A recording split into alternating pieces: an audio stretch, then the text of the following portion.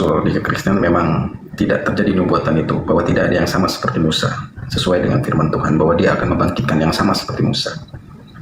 Bisa Bang Juma jelaskan kalau memang itu larinya ke Nabi Muhammad sesuai dengan data Bang Juma?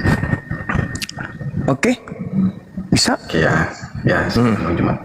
Saya pasti nampung lah. Saya kan nggak sesuai dengan pikiran Bang Juma. Bang Juma mikir itu langsung nol gitu. Enggak saudara, enggak. Santai aja kita.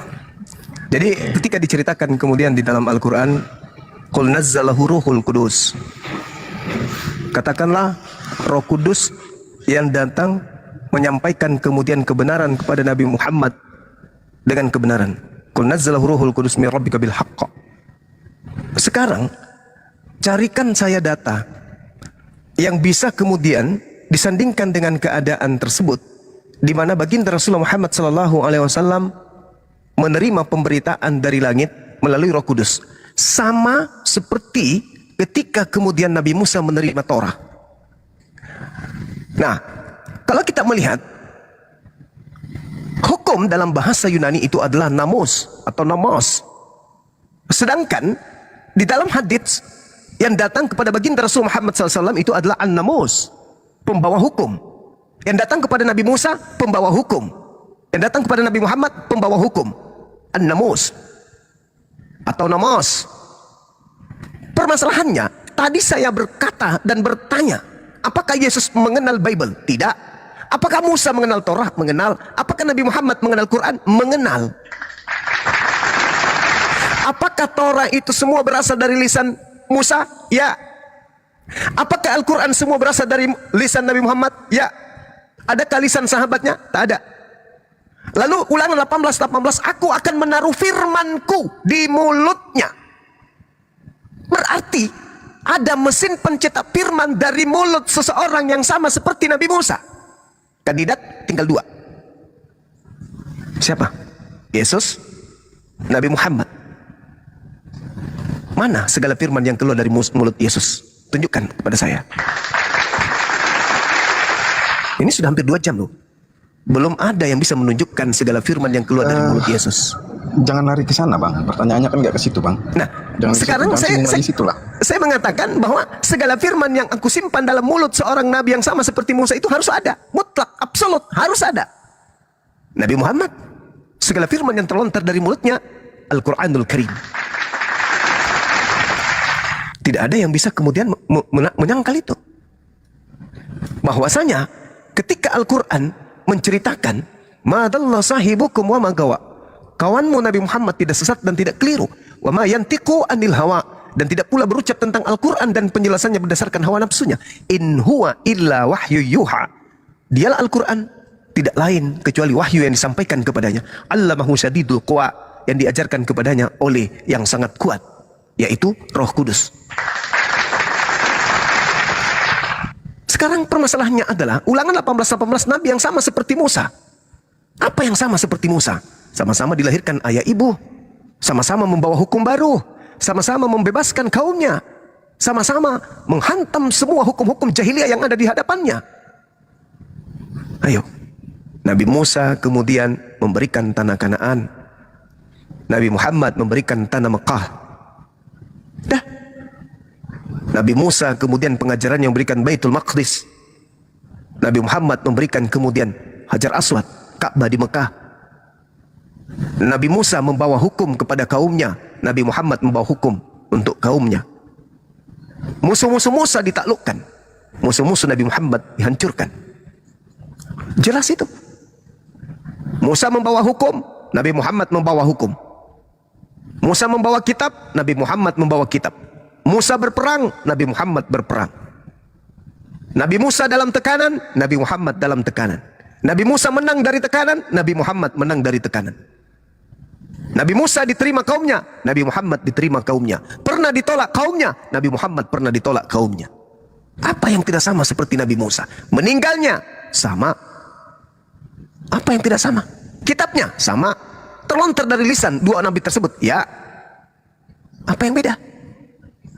Nabi yang sama seperti Nabi Musa, Bismi Anuki, Nabi itu akan mengucapkan atas namaku dalam Ibraninya. Ulangan 18. Dalam Al-Quran, Bismillah. Lalu, apa yang beda? Hanya kedegilan, ketegaran tengkuk. Lalu melemparkan kemudian kebenaran itu di belakang pundaknya, sehingga gengsi untuk menerima Nabi yang sama seperti Nabi Musa, tak lain dan tak bukan adalah baginda Rasulullah Muhammad sallallahu alaihi wasallam. Wa man azlamu mimman iftara 'ala Allahil kadhiba wa huwa yud'a ila Islam. Itu kata Quran. Ketika masih ada orang hari ini mendengarkan tentang Islam dan mengatakan Islam itu dan masih menceritakan tentang Allah sesuatu yang tidak benar, setelah Islam datang kepadanya, maka mereka dihitung orang-orang zalim. Wa man azlamu mimman iftara 'ala Allahil kadhiba wa huwa yud'a ila Islam. Siapakah yang lebih zalim daripada orang yang mengada-adakan kebohongan tentang Allah padahal dia diseru kepada agama Islam? Anda bingung, mana yang Tuhan? Bapa, Yesus, Roh Kudus. Tapi Islam datang menyeru tentang Allah. Tapi Anda tidak mau menerima itu. Maka Allah mengatakan, Wallahu la yahdil qaumaz zalimin. Allah tidak memberi petunjuk kepada mereka, kaum yang zalim. Anda zalim, Bung. Zalim terhadap diri Anda sendiri. Contoh, kezaliman yang sederhana yang Anda lakukan. Anda tidak mau menyentuh original teks kitab saudara. Sementara saudara sendiri sadar bahwa lebih valid original teksnya daripada terjemahan. Tapi Anda mau hidup di terjemah. Itu zalim namanya. Zalim. Apa Anda kira Anda hidup menjadi batu? Apa Anda kira hidup Anda itu selama-lamanya? Tidak, Bung. Detik demi detik, menit ke menit, menjadi jam, jam menjadi hari, menjadi minggu, menjadi bulan, menjadi tahun. Sampailah Anda membusuk dalam kubur. Hari ini, Anda masih bisa tersenyum. Masih bisa melenggang tersenyum. Kenapa? Karena masih ada pilihan antara Anda mau meluk Islam atau Anda tetap dalam kekufuran. Masih tersenyum. Tapi ketika ajal Anda sudah dicabut oleh Allah, tak ada lagi senyum. Karena tak ada pilihan. Anda hanya berurusan dengan akhirat. Tidak bisa Anda balik. Kalau sekarang Anda masih bisa berpikir, Islam Kristen, Islam Kristen. Kalau aku masuk Islam, aku nggak bisa makan babi lagi dong. Aku masuk Islam nggak ada perpuluhan lagi dong. Aku masuk Islam, aku disunat. Aku masuk Islam berarti, waduh, bahaya ini. Mending aku di sini. Itu masih ada pilihan. Tapi ketika kematian sudah datang, apa Anda pikir masih bisa memilih? Enggak. Salah memilih dalam hidup ini, kekal di neraka. Itu kuncinya. Anda dilahirkan menjadi seorang Kristen. Saya dilahirkan menjadi seorang Muslim. Apakah Anda akan berpikir Tuhan itu pilih kasih? Tidak. Apa buktinya? Anda Kristen dari lahir, saya Islam dari lahir. Saya ditakar perbuatan saya, kemudian diselidiki. Pekerjaan saya kemudian diteropong oleh pencipta langit dan bumi. Ketika saya melakukan A, dosa. Ketika saya melakukan B, amal. Sehingga syarat dalam kehidupan saya itu cenderung jatuh kepada kemaksiatan. Tetapi Anda, tidak ada perintah, wahai orang-orang kafir, lakukanlah puasa sebagaimana orang terdahulu melakukan puasa. Wahai orang-orang kafir, sujudlah kamu sebagaimana orang-orang terdahulu sujud. Gak ada perintah itu. Anda bebas. Mau merasakan apapun silakan. Mau makan apapun silakan. Mau minum apapun silakan. Mau bersetubuh dengan siapapun silakan. Anda bebas. Tak ada perintah Tuhan kepada Anda. Anda yang membuat-buat perintah sendiri. Jangan begini. Kata siapa itu? Siapa yang membuat? Ya Anda sendiri. Aturan agama internal Anda sendiri. Paulus lah yang membuat aturan itu. Tapi bukan Tuhan yang mengatur Anda. Anda lebih menghambakan diri kepada manusia daripada Tuhan.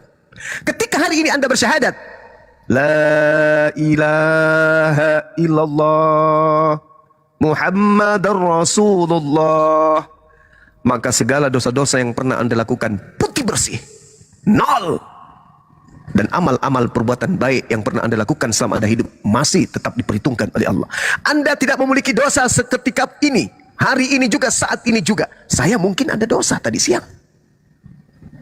Anda bersih. Itulah keistimewaan orang yang mu'alaf. Membawa kemudian tumpukan-tumpukan amal kebaikan ketika dia menjadi non-muslim. Begitu masuk Islam, dosa-dosanya yang lalu-lalu dihapuskan. Amalan-amalan baiknya tidak dihapuskan. Subhanallah. Anda jauh. Hebat kan? Berarti Allah itu adil. Sekarang permasalahannya, adakah Anda ingin melembutkan hati Anda? Adakah Anda ingin menggunakan akal sehat Anda? Atau Anda jatuh pada kategori Wallahu la yahdil qaumaz zalimin. Allah tidak akan memberi petunjuk kepada kaum yang zalim. Anda zalim, bang. Anda tahu Yesus manusia. Anda tahu kitab Anda bukan firman Tuhan. Anda tahu kitab Anda hanya terjemahan. Anda tahu Yesus tidak memberikan validasi terhadap kitab saudara. Tapi Anda rela hidup di situ mengajarkan keturunan saudara, anak saudara, istri saudara, cucu saudara. Sama halnya Anda adalah seorang pembinasa yang berdarah dingin. Anda tahu itu. Bahkan Bible Anda menceritakan hari terakhir nanti banyak orang memanggil aku Tuhan. Anda tahu itu. Berarti keturunan Anda kelak, kalau Anda kemudian tidak mengajari dia untuk tidak manggil Yesus sebagai Tuhan, keturunan Anda secara turun-temurun akan bertemu dengan Yesus dan akan diusir. Cucu Anda akan mengatakan, saya diajarin sama kakek, namanya Arom. Arom menunjuk kakek bapaknya, aku diajarin sama bapak gue. Akhirnya Anda dengan leluhur Anda dan cucu-cucu Anda sama-sama menjadi bahan bakar api neraka jahanam. Na'udzubillah summa na'udzubillah. Hari ini ada kesempatan, lembutkan hati saudara. Anda nggak rugi masuk Islam. Masuk Islam Anda cinta kepada Yesus. Anda mendudukkan Tuhannya Yesus sebagai satu-satunya Tuhan. Tidak ada ruginya masuk Islam.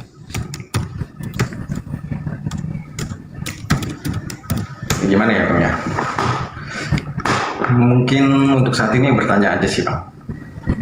Mau menunggu sampai selesai Natal kali. Bang Buma ini gawat kali ya, nggak begitu.